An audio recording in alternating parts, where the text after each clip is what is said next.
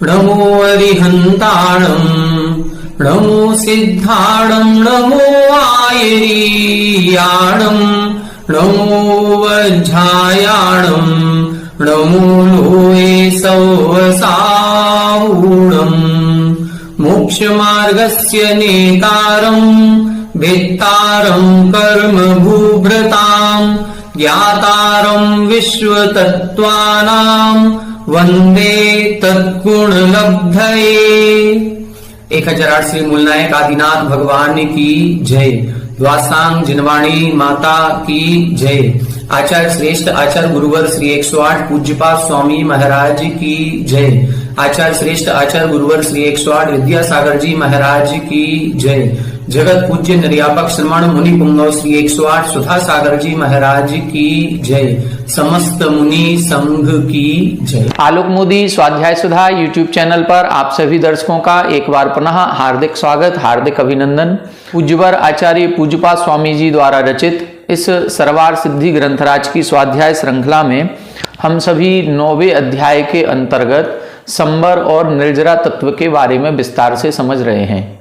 संवर तत्व की परिभाषा बताते हुए आचार्य उमा स्वामी जी ने सूत्र लिखा था, आश्रव निरोधः संवरः। आश्रव का रुकना ही संवर कहलाता है। वह जो आश्रव हो रहा था वह 5 निमित्तों से हो रहा था, मिथ्यात्व, अविरति, प्रमाद, कसाय और योग। तो जब संवर का कथन किया गया तो जैसे जैसे इन 5 निमित्तों से कर्मों का आश्रव हो रहा था वैसे वैसे इन 5 निमित्तों के अभाव में किस प्रकार से कर्मों की बंध विच्छुत्ति होती है या कर्मों का संवर होता है उसका व्याख्यान यहाँ पर विस्तार से किया गया। यहाँ पर उन्होंने गुणस्थान क्रम से मिथ्यात्व पहले गुणस्थान तक होता है, अविरति 5वें गुणस्थान तक मानी जाती है, प्रमाद 6वें गुणस्थान तक होता है, कसाय 10वें गुणस्थान तक और योग 13वें गुणस्थान तक। तो यहाँ पर इन्होंने इन प्रत्ययों का सद्भाव कहाँ तक होता है, कौन से गुणस्थान तक होता है और किस प्रत्यय के अभाव में कौन सी प्रकृतियों का बंध रुक जाता है उसका विस्तार से वर्णन किया गया था। हमने पूर्व कक्षा में इसको समझ लिया था। फिर इसके बाद अब संवर के हेतु बता रहे हैं कि जब हम ये एक एक प्रत्यय को हटाते हैं तो कुछ ना कुछ गुण हमारे अंदर प्रकट होगा जिस कारण से इन कर्मों का संवर होता है। तो वो गुण कौन कौन से होते हैं, किन कारणों से कर्म प्रकृतियों का संवर होता है, वो अपन ने पूर्व कक्षा में देखा था कि वह संवर गुप्ति, समिति, धर्म, अनुप्रेक्षा, परिचय और चारित्र, ये 5-6 प्रत्यय यहाँ पर बताए गए थे। हमने आपको बताया था कि आश्रव के कारणों की संख्या यदि देखें तो वो भी 57 होती है और संवर के कारणों की संख्या को यदि हम देखें तो ये भी 57 होती है। ये 57 ही आश्रव के कारण और 57 ही संवर के कारण हैं। अर्थात जिन प्रत्ययों से कर्मों का आश्रव होता है उन प्रत्ययों के अभाव में आत्मा में कुछ ना कुछ ऐसा गुण प्रकट होता है या ऐसी क्रिया हमारी प्रारंभ हो जाती है जिससे कर्मों का संवर होना प्रारंभ हो जाता है। पूर्व कक्षा में हमने इन गुप्ती, समिति आदि का सामान्य विवेचन समझा था। अब आज की कक्षा में हम इन्हीं प्रत्ययों का विस्तार से वर्णन समझने का प्रयास करेंगे। आइए देखें पेज नंबर 321 पर उत्थानिका 790 सूत्र नंबर 3। यहां पर बता रहे हैं संवर निर्जरा हेतु विशेष प्रतिपादनार्थम आह। यहां ये बता रहे हैं कि संवर और निर्जरा इन दोनों का जो हेतु है ऐसा कारण विशेष बताने के लिए अगला सूत्र लिख रहे हैं। अभी जो कारण बताए थे गुप्ती, समिति, धर्म, अनुप्रेक्षा, परिचय, चारित्र, ये मुख्यतः संवर के कारण हैं। लेकिन अब जो कारण बताया जा रहा है वो संवर में भी निमित्त है और निर्जरा में भी निमित्त होता है। ऐसा कौन सा कारण है, ऐसी कौन सी क्रिया है जिसके द्वारा संवर और निर्जरा दोनों होते हैं। तब इधर इन्होंने सूत्र लिखा तपसा निर्जरा च। तपसा निर्जरा च यहां बता रहे हैं तप के द्वारा निर्जरा भी होती है। इसका मतलब संवर तो होता ही है, निर्जरा भी होती है। 791 नंबर देखें, तपो धर्मे अंतर्भूतम अपि पृथक उच्यते उभय साधनत्व ख्यापनार्थम संवरम प्रति प्राधान्य प्रतिपादनार्थम च। यहां बता रहे हैं तपो धर्मे अंतर्भूतम अपि, तप का धर्म में अंतर्भाव होने पर भी जो पूर्व में अपन ने सूत्र नंबर 2 में गुप्ती, समिति, धर्म, अनुप्रेक्षा, परिसहज, चारित्री, ये जो विशेष क्रियाएं समझी थी, इनमें जो बीच में धर्म कहा गया है, इस धर्म के 10 भेद किए गए थे। उत्तम, क्षमा, मार्दव, आर्जव, सत्य, शौच, संयम, तप। तो इसमें जो 7वें नंबर पर एक धर्म कहा गया है उसका नाम है उत्तम तप। तो जब 10 धर्मों में तप का ग्रहण कर लिया गया है तो फिर यहां पर तपसा निर्जरा च ये सूत्र क्यों लिखा? इसीलिए लिख रहे हैं तपो धर्मे अंतर्भूतम अपि। इस तप का धर्म में अंतर्भाव होने पर भी पृथक उच्यते, पुनः फिर से अलग से इसका विधान किया गया है। वो क्यों किया है? उभय साधनत्व ख्यापनार्थम। उभय साधनत्व ख्यापनार्थम मतलब ये दोनों में कारण है। उभय, उभय का मतलब दोनों में, साधनत्व यानी कारण है, ये दोनों में कारण है ये बताने के लिए। दोनों में किसमें? संवर में भी कारण है और निर्जरा में भी कारण है, ये बताने के लिए यहां पर अलग से इन्होंने सूत्र लिखा है। संवरम प्रति प्राधान्य प्रतिपादनार्थम च, और संवर में प्रमुखता से कारण है ये और स्पष्ट करना था। अभी तक हम सभी लोग ये जानते हैं कि तप से केवल निर्जरा होती है, लेकिन यहां पर यह सूत्र लिखने का प्रयोजन यह है कि तप से निर्जरा तो होती ही होती है, तप से कर्मों का संवर भी होता है। ननुच तपो अभ्युदांगम इष्टम देवेंद्रादि स्थान प्राप्ति हेतुत्व अभ्युपगमात तत्कथम निर्जरांगम स्यात् इति। यहां पर प्रश्न कर रहे हैं कि तप के द्वारा अभ्युदांगम इष्टम, अभ्युदय 2 प्रकार का सुख होता है, एक अभ्युदय सुख और एक निःश्रेयस सुख। अभ्युदय का मतलब होता है स्वर्ग आदि की संपत्ति प्राप्त होना। या तो सांसारिक सुख जो होता है वो सांसारिक सुख में या तो हम स्वर्ग में चले जाएं तो वहां का वैभव मिले, या फिर यदि हम मनुष्य पर्याय में हैं तो हम विशेष पदों को ग्रहण करें, चक्रवर्ती, नारायण, प्रतिनारायण, बलभद्र इत्यादि जो विशेष पद होते हैं, विशेष वैभव होता है, उस वैभव से सहित होना ये अभ्युदय सुख कहलाता है। कि इस संसार में किसी भी प्रकार की कमी नहीं रहे, सारी सुख सुविधाएं यहां पर रहें, ये अभ्युदय सुख है। तो यहां प्रश्न कर रहे हैं कि तपो अभ्युदांगम इष्टम, तप के द्वारा अभ्युदय सुख प्राप्त होना ये इष्ट है, क्योंकि देवेंद्रादि स्थान प्राप्ति हेतुत्व अभ्युपगमात, क्योंकि देवेंद्र आदि पदों की प्राप्ति इस तप साधना के द्वारा ही होती है। ये जितने भी मुनिराज होते हैं जो संयम ग्रहण करते हैं, उस संयम के पालन का फल ही ये कहा गया है। या तो मोक्ष की प्राप्ति होगी, यदि मोक्ष नहीं है तो इस संयम के कारण से स्वर्ग की प्राप्ति होती है। अपन ने पढ़ा था यत्र भावः शिवम दत्ते द्यौ की दूरवर्तिनी, जिस आत्मा के परिणाम से मोक्ष की प्राप्ति हो सकती है, स्वर्ग कितना दूर है। मतलब तप आदि करने से स्वर्ग की प्राप्ति होती है, ये तो इष्ट है, लेकिन तत्कथम निर्जरांगम स्यात्, लेकिन उस तप के द्वारा निर्जरा कैसे हो जाती है ये अभी समझ में नहीं आया। प्रश्न समझ में आ गया होगा। प्रश्न ये कह रहे हैं कि तप के द्वारा सांसारिक विशेष विभूति प्राप्त होती है, ये तो ठीक है, लेकिन इसको निर्जरा, इससे निर्जरा होती है ये कैसे आप सिद्ध कर रहे हैं? तब इधर लिखा नैष दोषः, ऐसा कोई दोष नहीं है, क्योंकि एकस्य अनेक कार्य दर्शनात् अग्निवत, क्योंकि एक कारण से अनेक कार्य देखे जाते हैं। कैसे? अग्निवत, अग्नि के समान। अग्नि के समान का मतलब यथा अग्नि एकोपी विक्लेदन भस्म अंगार आदि प्रयोजन उपलभ्यते तथा तपो अभ्युदय कर्मक्षय हेतु इति अत्र को विरोधा। यहां बता रहे हैं जैसे अग्नि यदि हमने जलाई है तो उस अग्नि से कई सारे काम होते हैं। उस अग्नि से विक्लेदन अर्थात पानी सूख जाता है, जैसे सूर्य की गर्मी पड़ रही है, वो भी एक प्रकार की अग्नि है, और उसमें जो हम गीले कपड़े होते हैं वो सुखा देते हैं, सूख जाते हैं। या हमने अपने चूल्हे पर ये अग्नि जलाई है तो उस चूल्हे पर जो अग्नि जलाई उसके ऊपर जब हम रोटी रखते हैं तो वो जो रोटी सेकते हैं तो उसमें जो आटा था, उस आटे में जो नमी थी, जो पानी था, उसको उस तवे आदि पर रखने पर अग्नि के संपर्क में आने से वो पानी सूख जाता है। तो अग्नि का सबसे बड़ा एक कार्य क्या है कि उससे विक्लेदन हो जाता है, मतलब नमी दूर हो जाती है, गीलापन दूर हो जाता है। दूसरा कार्य क्या होता है? भस्म।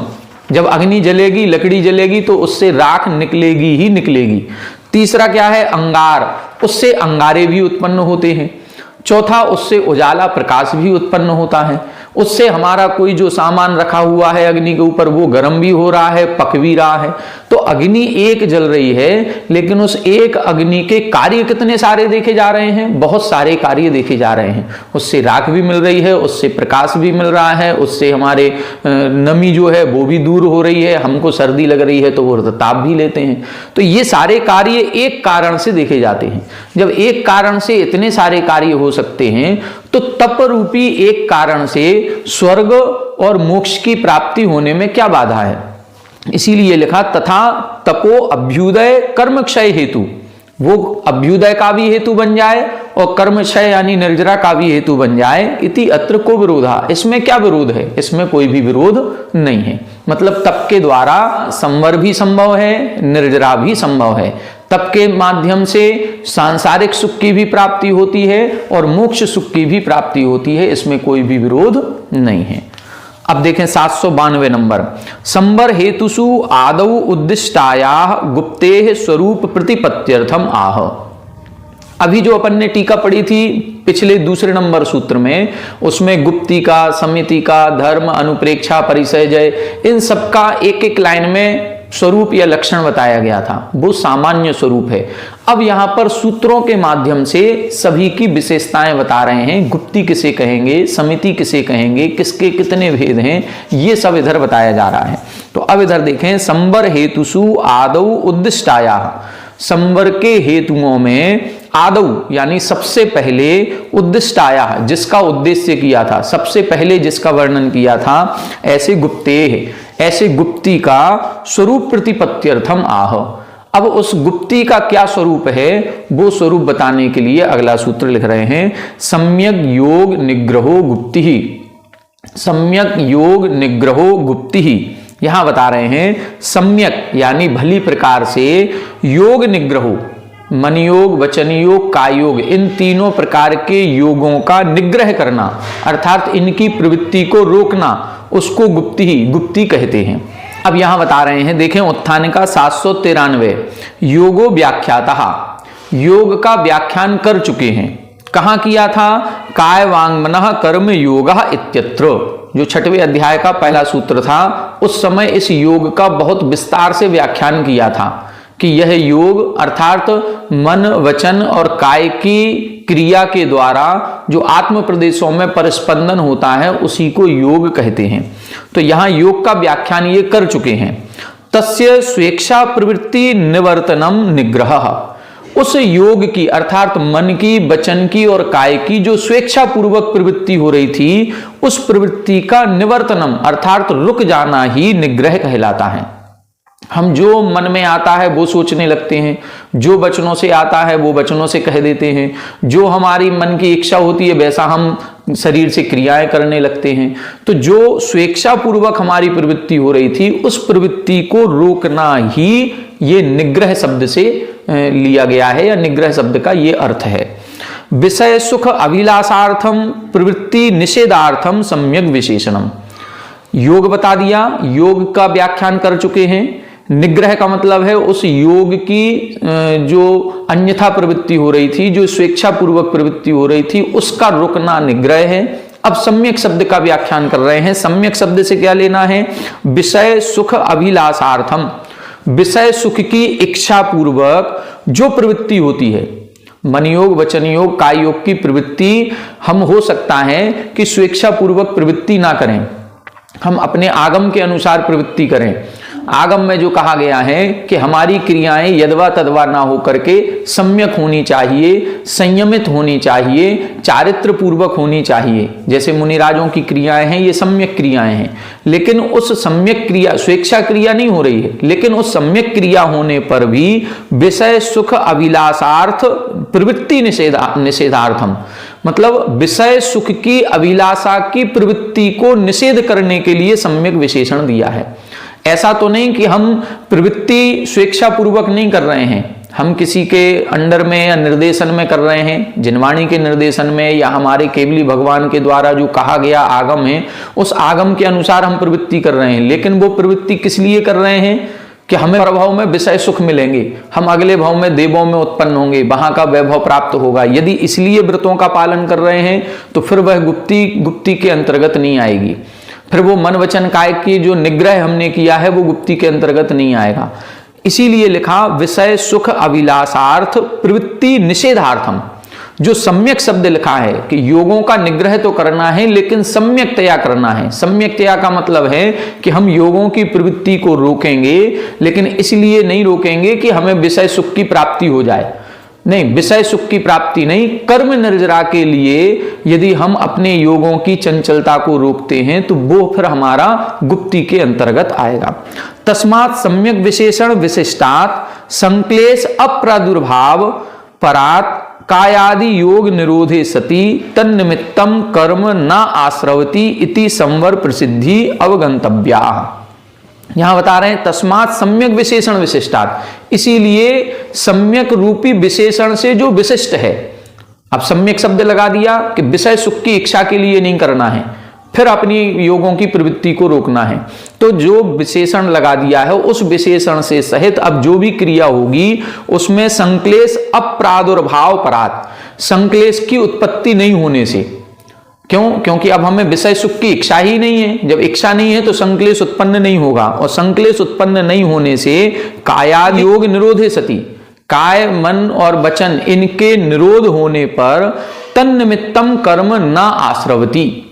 जो संक्लेश उत्पन्न हो रहा था उस संक्लेश से जो कर्म आश्रव हो रहा था, अब संक्लेश उत्पन्न नहीं होगा तो उस संक्लेश के अभाव में उन कर्मों का आश्रव भी नहीं होगा, और जब कर्मों का आश्रव नहीं होगा तो संवर प्रसिद्धि अवगंतव्या। इस गुप्ती का पालन करने से संवर हो जाएगा।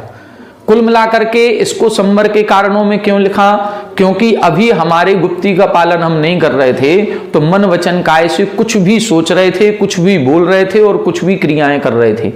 अब जब हम गुप्ती का पालन करेंगे और मन वचन काय की एकाग्रता रखेंगे, हम किसी भी प्रकार से स्वेच्छा पूर्वक प्रवृत्ति नहीं करेंगे, किसी एक विषय पर ही अपने मन को एकाग्र करेंगे, अपने वचनों को भी किसी एक मंत्र पर या किसी एक बीजाक्षर पर एकाग्र करेंगे, शरीर को भी बिल्कुल एकाग्र करके बैठेंगे, तो अब जो इन मन वचन काय की चंचलता से कर्मों का आश्रय हो रहा था वो कर्मों का आश्रय रुक जाएगा, और वो कर्मों का आश्रय रुकने का मतलब ही संवर कहलाता है। ये इधर बताया। सात्रितयी काय गुप्ती वाग गुप्ती मनोगुप्ती इति। ऐसी वह गुप्ती तीन प्रकार की हो गई, काय गुप्ती, वचन गुप्ती, मनोगुप्ती। काय की क्रिया को चंचलता को रोकेंगे तो काय गुप्ती है, वचन की चंचलता को रोक लिया तो वचन गुप्ती है, और मन की चंचलता को रोका तो मनोगुप्ती कहलाती है। अब आगे देखें 794। तत्र असक्तस्य मुनेः निर्वद्य प्रवृत्ति ख्यापनार्थम आह। तत्र असक्तस्य मुनेः, अब ऐसा मुनि जो गुप्ती का पालन करने में असमर्थ है। यहां पर क्या बता रहे हैं? यहां बता रहे हैं कि जब किसी व्यक्ति की दीक्षा होती है और वो मुनि दीक्षा लेता है, तो मुनि दीक्षा लेने का मतलब ही ये है कि अब हम कोई भी क्रियाएं नहीं करेंगे। तीर्थंकरों को आपने देखा होगा, तीर्थंकर दीक्षा लेते ही प्रतिमा योग धारण करके बैठ जाते थे। 6 महीने साल भर तक उठते ही नहीं थे, बल्कि जब तक केवल ज्ञान ना हो जाए तब तक ना उठें। तो ऐसे महापुरुष हुए हैं जो दीक्षा लेते हैं और दीक्षा लेकर के एकाग्र साधना में चले जाते हैं और फिर वो उठते ही नहीं हैं। लेकिन यहां पर अब ये कह रहे हैं कि किसी मुनि ने दीक्षा ली और दीक्षा लेने के बाद अब वो गुप्ती के पालन करने में तो बैठ गए ध्यान लगाने में, लेकिन कितनी देर तक ध्यान करेंगे? 1 घंटे, 2 घंटे, 5 घंटे, 1 दिन, 2 दिन, 4 दिन, 10 दिन। 10 दिन के बाद अब तो फिर हमको भूख सताने लगेगी, अब हमारे शरीर की स्थिति नहीं रहेगी, मन में विकल्प आने लगेंगे। तो ये जब हम गुप्ती का पालन करने में असमर्थ हो जाएं, क्या लिखा? तत्र असक्तस्य मुनेः। जब गुप्ती का पालन करने में मुनि असक्त हो जाएं, असमर्थ हो जाएं, तो अब उनको कोई ना कोई प्रवृत्ति करनी है। अब वो आहार के लिए उठेंगे, अब आहार के लिए उठेंगे तो आहार भी करेंगे, आहार जब करेंगे तो उनको पद विहार भी करना पड़ेगा, फिर उनका जब आहार होगा विहार होगा तो निहार भी होगा, फिर वो श्रावक के संपर्क में आएंगे तो कुछ बोलेंगे भी। तो ये सारी स्थितियां जब बनेंगी तब निर्वज्य प्रवृत्ति ख्यापनार्थम, तब इधर कहा गया कि निर्वज्य, अब जो भी ये प्रवृत्ति होगी वो निर्वज्य होनी चाहिए, दोषों से रहित होनी चाहिए, पाप से रहित होनी चाहिए। तब समिति का उपदेश दिया गया। पहला उपदेश तो गुप्ती का ही दिया गया। मुनिराजों को यही कहा जाता है कि आपने दीक्षा ले ली, अब दीक्षा लेकर के अब आहार की तरफ क्यों जा रहे हो? वो आहार तो शरीर के लिए है, और आपने दीक्षा शरीर के लिए ली कि आत्मा के लिए ली? तब यहां पहले गुप्ती का उपदेश है। जब गुप्ती में कोई जीव असमर्थ हो जाए तब समिति का उपदेश दिया जाता है, इसीलिए गुप्ती के बाद समिति कही गई। अब समितियां कितनी हैं? 5 प्रकार की होती हैं। सूत्र लिखा, ईर्या भाषैषणादान निक्षेपोत्सर्गाः समितयः। ईर्या भाषैषणादान निक्षेपोत्सर्गाः समितयः। यहां बता रहे हैं ईर्या, भाषा, ऐषणा, आदान निक्षेप और उत्सर्ग, ये 5 समिति कहलाती हैं। समिति शब्द 5 में जोड़ेंगे, ईर्या समिति, भाषा समिति, ऐषणा समिति, आदान निक्षेपण समिति और उत्सर्ग समिति। इस प्रकार से ये 5 समिति होती हैं। ईर्या समिति अपन सभी लोग अच्छी तरह से जानते हैं, छेढ़ाला आदि में भी पढ़ चुके हैं। 4 हाथ जमीन देख करके विहार करना, चलना, वो ईर्या समिति है। भाषा समिति, हित मित प्रिय वचन बोलना, ये भाषा समिति है। ऐषणा समिति, आहार जब लेते हैं तो आहार को शोधन करके, अंतराय को टाल करके फिर आहार आदि को ग्रहण करना, ये ऐषणा समिति है। आदान निक्षेपण समिति का मतलब किसी भी वस्तु को उठाएंगे रखेंगे तो परिमार्जन करके उठाएंगे रखेंगे, जिससे जीव जंतुओं की हिंसा ना हो। और उत्सर्ग समिति का मतलब है जो अपने मलमूत्र श्लेष्म आदि का भी हम उत्सर्जन करेंगे, वो भी हम प्रासुक जमीन पर करेंगे जहां पर जीव जंतु ना हो। इस प्रकार से ये उत्सर्ग समिति। तो 5 समितियों का स्वरूप अपन छेढ़ाला आदि जो पढ़ चुके हैं उसमें बहुत अच्छी तरह से समझाया गया है। 795 नंबर देखें, सम्यक इति अनुवर्तते। सम्यक शब्द की अनुवृत्ति आती है कहां से? पूर्व सूत्र से। गुप्ती में भी इन्होंने सम्यक शब्द लगाया था, तो वह सम्यक शब्द की अनुवृत्ति यहां पर भी आएगी। इससे क्या होगा? तेन ईर्यादयो विशेष्यन्ते। इससे ईर्या समिति आदि में भी विशेषता आती है, जैसे सम्यक ईर्या, सम्यक भाषा, सम्यक ऐषणा, सम्यक आदान निक्षेपौ, सम्यक उत्सर्ग इति। सम्यक शब्द का अर्थ भी वही लगेगा, विषय सुख अभिलाषार्थ प्रवृत्ति निषेधार्थम। मतलब जो भी क्रियाएं ये प्रवृत्ति हम कर रहे हैं उसमें सांसारिक विषय सुख की इच्छा नहीं होनी चाहिए। ये सम्यक शब्द का विशेष अर्थ यहां पर लगाना है। सा एताः पंच समितयोः विदित जीव स्थानादि विधेः मुनेः प्राणी पीड़ा परिहाराभ्युपाया वेदितव्याः। यहां बता रहे हैं सा एताः पंच समितयोः, ये जो 5 प्रकार की समिति बताई गई हैं ये विदित जीव स्थान आदि, जिन मुनि को जीव स्थान का पता चल जाए। पता चलने का मतलब जिनको ज्ञान है कि कहां कहां जीवों की उत्पत्ति होती है। 4 हाथ जमीन देख करके चल रहे हैं तो यदि गीला है या कुछ है तो कहां जीवों की उत्पत्ति होती है उसका जब ज्ञान हो जाता है और फिर हम समिति पूर्वक अपनी चर्या का पालन करते हैं तो प्राणी पीड़ा परिहार अभ्युपाया वेदितव्या। प्राणी पीड़ा परिहार अभ्युपाया मतलब प्राणियों को जो दुख पहुंच रहा है, पीड़ा पहुंच रही है, उसको दूर करने का उपाय वेदितव्या जानना चाहिए। तो ये समिति क्या है? इस समिति का पालन करेंगे जो मुनिराज, वो ये जानते हैं कि कहां कहां जीवों की उत्पत्ति हो सकती है। इसीलिए महाराजों की चर्या देखी होगी, किसी ग्रंथ को उठाएंगे तो पहले पिच्छी से मार्जन करेंगे, रखेंगे तो उस स्थान को पिच्छी से मार्जन करेंगे। अपने जब रात्रि में विश्राम करते हैं तो रात्रि में भी समिति का पूरा पालन करते हैं। यदि उनको करवट बदलनी है तो पहले पाटे को भी साफ करेंगे, अपनी पीठ को भी मार्जन करेंगे, फिर करवट लेंगे। ये समिति की चर्या होती है। मतलब देख करके, शोध करके, परिमार्जन करके ही सारी क्रियाएं करना, ये समिति कहलाती। तथा प्रवर्तमानस्य असंयम परिणाम निमित्त कर्म आश्रवात सम्रो भवति। तथा प्रवर्तमानस्य, इस प्रकार जो समिति पूर्वक अपनी क्रियाएं करता है, प्रवृत्ति करता है, उसके असंयम परिणाम निमित्त, जो असंयम परिणाम के कारण से कर्मों का आश्रव होता है, उसका संवर हो जाएगा। हम लोग हैं, हम लोग बिना देखे सूधे काम कर रहे हैं तो हम असंयमी हैं। इसलिए असंयमियों के द्वारा जो कर्मों का आश्रव हो रहा है, संयमी जीव अपनी क्रियाओं को यत्नाचार पूर्वक करता है, इसलिए उन कर्मों का आश्रव नहीं करता।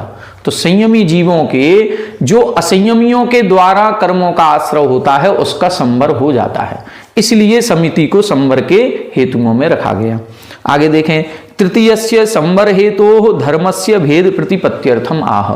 अब तीसरा भेद कौन सा बताया था? धर्म। अब धर्म के भेदों का ज्ञान कराने के लिए यहां बता रहे हैं, उत्तम क्षमा मार्दवार्जव शौच सत्य संयम तपस्त्यागा किंचन्य ब्रह्मचर्याणि धर्मः। उत्तम क्षमा मार्दवार्जव शौच सत्य संयम तपस्त्यागा किंचन्य ब्रह्मचर्याणि धर्मः। यहां बता रहे हैं ये धर्म कहलाते हैं। कौन कौन से? उत्तम शब्द को सभी में लगाएंगे, उत्तम क्षमा, उत्तम मार्दव, उत्तम आर्जव, उत्तम शौच, उत्तम सत्य, उत्तम संयम, उत्तम तप, उत्तम त्याग, उत्तम आकिंचन्य और उत्तम ब्रह्मचर्य। इन सभी का स्वरूप हम लोग बहुत अच्छी तरह से जानते हैं। प्रतिवर्ष 10 लक्षण पर्व मनाते हैं और 10 लक्षण पर्व में इन 10 धर्मों के बारे में विशेष रूप से व्याख्यान सुनते हैं। यदि नगर में मुनिराज आरिकाएं कोई होते हैं साधु संग तो उनके मुख से सुनते हैं, नहीं होते हैं तो जिनको थोड़ा बहुत ज्ञान है वो अपने इन 10 धर्मों के स्वरूप को समझाते हैं। हम लोग भी जाते हैं और पर्युषण पर्व आदि में 10 लक्षण धर्म पर प्रवचन आदि की क्रियाएं करते हैं। तो इन 10 धर्मों का स्वरूप हम सब बहुत अच्छी तरह से जानते हैं, फिर भी टीका में संक्षिप्त में यहाँ पर वर्णन किया गया है, उसको अपन पढ़ते हैं। 797 किमर्थम इदम उच्यते। यहां पर प्रश्न कर रहे हैं कि इन 10 धर्मों का यहां पर वर्णन क्यों किया गया, क्यों धर्म को यहां पर लिखा गया। तो इधर लिख रहे हैं, आद्यम प्रवृत्ति निग्रहार्थम तत्र असमर्थानाम प्रवृत्ति उपाय प्रदर्शनार्थम द्वितीयम इदम पुनः 10 विध धर्माख्यानम समितिषु प्रवर्तमानस्य प्रमाद परिहारार्थम वेदितव्यम। कितना अच्छा उत्तर दिया कि आद्यम प्रवृत्ति निग्रहार्थम, जो पहला कारण हमने लिखा था गुप्ति, वो तो प्रवृत्ति का निग्रह करने के लिए लिखा था कि प्रवृत्ति ही मत करो, ये तो है गुप्ति। दूसरा जो कारण लिखा तत्र असमर्थानाम, उस निवृत्ति में या उस निग्रह में जो समर्थ नहीं है, जो असमर्थ हैं, उनके लिए हमने दूसरा लिखा कि उसकी प्रवृत्ति कैसी होनी चाहिए, उसकी सावधानी कैसी होनी चाहिए, इसके लिए हमने दूसरा लिखा समिति। तीसरा ये धर्म क्यों लिखा, इदम पुनः 10 विध धर्माख्यानम, ये जो पुनः 10 प्रकार से धर्म का व्याख्यान किया है, ये समितिषु प्रवर्तमानस्य, जो समितियों में प्रवर्तन कर रहा है, सम्यक अच्छी तरह से प्रवर्तन कर रहा है, उसके प्रमाद परिहारार्थम, उसके प्रमाद का परिहार करने के लिए ये 10 धर्मों का उपदेश दिया गया। मतलब हमारे अंदर क्षमा, मार्दव, आर्जव आदि ये जो 10 स्वभाव हैं, ये स्वभाव प्रकट बने रहें। हम ऐसा नहीं हो कि समिति का पालन करते करते और हमको क्रोध आ जाए, समिति का पालन करते हुए हम मान कसाय में आ जाएं। किसी चींटी को हमने मरने से बचा लिया तो अब हम मान कसाय में नहीं आ जाएं कि देखो हमारे कारण तुम बच गई। नहीं, ये नहीं होना चाहिए। इसीलिए इधर 10 धर्मों का उपदेश दिया है कि 10 धर्मों का पालन करते हुए समितियों का पालन करना है। इसीलिए प्रमाद परिहारार्थम, प्रमाद का त्याग कराने के लिए सावधानी पूर्वक हमको सारी प्रवृत्ति करनी है, और 10 धर्म जो हमारे आत्मा के स्वभाव हैं ये नष्ट नहीं होना चाहिए। इसलिए अब देखें, उत्तम क्षमा किसे कहते हैं, शरीर स्थिति हेतु मार्गणार्थम पर कुलानि उपगच्छतो भिक्षो दुष्ट जन आक्रोश प्रहसन अवज्ञा ताड़न शरीर व्यापादन आदि नाम सन्निधाने कालुष्य अनुपपत्ति ही क्षमा। यहां बता रहे हैं क्षमा किसे कहते हैं, शरीर स्थिति हेतु, शरीर की स्थिति बनी रहे। मतलब दीक्षा ली है तो इसका मतलब ये नहीं है कि शरीर से बिल्कुल ही मोह त्याग हो गया या शरीर से बिल्कुल भी राग नहीं रहेगा। नहीं, जब तक शरीर रहेगा तभी तक संयम का पालन कर पाएंगे। शरीर माध्यम खलु धर्म साधनम, शरीर को ही धर्म साधन का पहला साधन कहा गया। यदि शरीर नहीं है तो संयम का पालन भी नहीं है। इसलिए शरीर को बचाने की सबसे पहले जरूरत है। शरीर कमजोर नहीं होना चाहिए, शरीर के अंदर शक्ति बनी रहे। और शक्ति कहाँ से आएगी, भोजन से। तो शरीर स्थिति हेतु, शरीर की स्थिति के कारण से मार्गणार्थम, मार्गणार्थम मतलब अब भोजन की खोज कर रहे हैं कि भोजन कहाँ करें जाकर के, तो पर कुलानि उपगच्छता, अब दूसरे के कुल में, दूसरे कुल का मतलब इधर कोई अदर धर्म नहीं है, दूसरे के कुल का मतलब है अब पराश्रित हो गए, अब श्रावकों के पास जाना पड़ेगा। एक मुनि कुल और एक श्रावक कुल। तो अब मुनि तो भोजन बनाएगा नहीं, तो वो कहाँ जाएगा, श्रावक कुल में जाएगा। श्रावक कुल में उत्तम कुल वालों के यहाँ जाएगा। तो ऐसे उपगच्छता, उधर जाते हुए भिक्षु जो मुनि हैं उनको दुष्ट जन आक्रोश, प्रहसन, अवज्ञा, ताड़न, शरीर व्यापादनादि, मतलब जो रास्ते में जब मुनिराज जा रहे हैं आहारचर्या के लिए, तो जो दुष्ट जन होते हैं उनके द्वारा उनकी तरह तरह से निंदा की जाती है, उनको शरीर पर कष्ट पहुंचाया जाता है। तो जनाक्रोश, उन दुष्ट लोगों के द्वारा क्रोध किया जा रहा है, उनको गालियां दी जा रही हैं, उनकी निंदा की जा रही है। तो उस क्रोध के प्रसंग मिलने पर, उस निंदा के प्रसंग मिलने पर उनका हंसी मजाक उड़ाया जाता है। वो हंसी मजाक आदि के समय पर अवज्ञा, उनका अपमान किया जाता है। ताड़न, उनके शरीर को तरह तरह से कष्ट भी दिया जाता है। और शरीर व्यापाद नादि, और शरीर को तोड़ मरोड़ने पर भी क्या लिखा, कालुष्य अनुत्पत्ति है, जिनके मन में रंच मात्र भी संक्लेश भाव नहीं आता है, उसको क्षमा कहते हैं। ये क्षमा धर्म की परिभाषा है कि उत्तम क्षमा किसे कहें, कालुष्य की उत्पत्ति ही नहीं होना ही क्षमा है। हम लोग उल्टा अर्थ करते हैं। हम लोग क्या करते हैं कि हमको क्रोध आया, क्रोध के निमित्त मिले, क्रोध आ गया, और क्रोध आने पर हमने भी उसका बिगाड़ कर दिया। अब बिगाड़ करने के बाद फिर कहते हैं अब उससे क्षमा मांग लो। तो हमने दूसरे का बिगाड़ कर दिया, फिर क्षमा मांगना, ये उत्तम क्षमा नहीं है। उत्तम क्षमा तो ये है कि किसी ने हमारा कितना भी बिगाड़ कर दिया हो, हमारे मन में रंच मात्र भी संक्लेश भाव ही नहीं आए।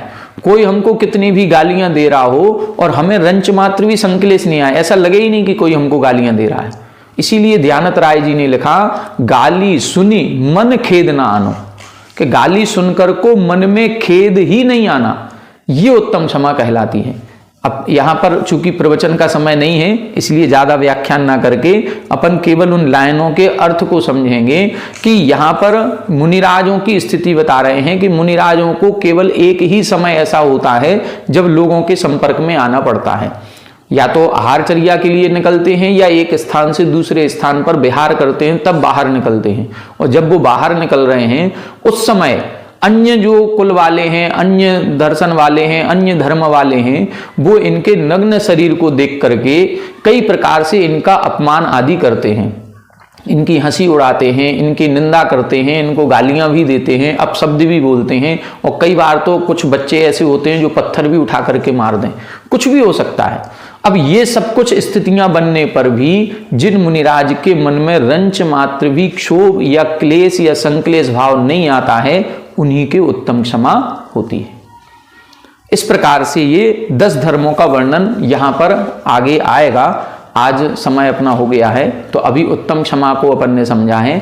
कल की कक्षा में अपन ये मार्दव, आर्जव आदि इन पूरे 10 धर्मों का व्याख्यान पढ़ेंगे, और आगे फिर 12 अनुप्रेक्षाओं का स्वरूप इसमें आएगा। उन अनुप्रेक्षाओं के स्वरूप को भी समझने का प्रयास करेंगे। आज की कक्षा में इतना ही। आप सभी हमारे साथ बने रहें। सभी को जय।